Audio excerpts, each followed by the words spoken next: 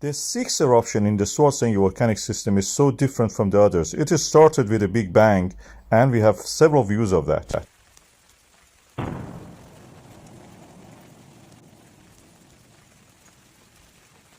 We could see when it is coming through the tremors charts and the earthquakes models that we have, showing the depth and the location. It was very northerly, unlike the previous eruption, which was between Blue Lagoon and Green Lagoon. This one was the north of the Blue Lagoon.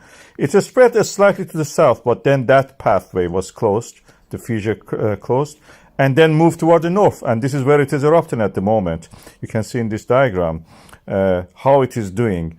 And the northerly location of this eruption was close to the plate boundary. This is the analysis that I published previously, as you can see that.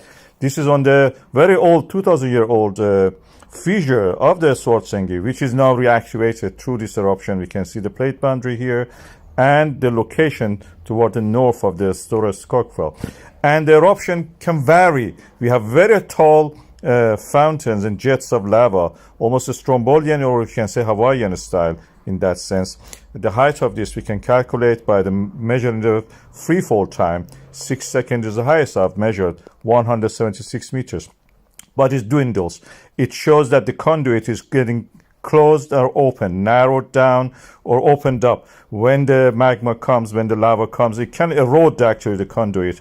And sometimes it make it wider, so you have a bigger fountain. Sometimes it make it narrower, so you have a smaller one. That's like a tap practically. And this is again, in this model, you can see the representation. The uplift of the land was strange in all the past 6 eruptions. Before the eruption, we had the contraction of the Green Lagoon Rift Valley, the name I've given to that area. And this is what we don't expect. We expect the extension. This is the transform fault extending the, transferring the movement through the earthquakes, pulling a part of the Eurasia and Americas. But what we see here is a contraction. Contraction can be due to something that I interpret as the extension of the magma reservoir, and practically like a prostate gland pushing against the Rift Valley and moving it.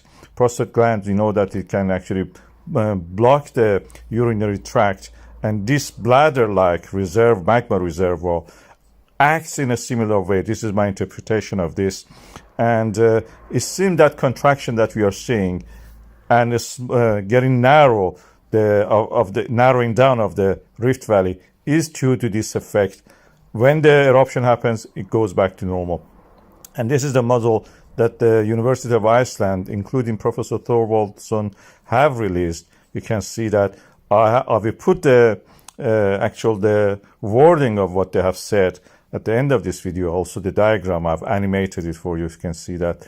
I've also corrected the E1 is written against C on that one. I corrected it for you. And anyway, the date was also wrong, 7th of August. This is 27th of August.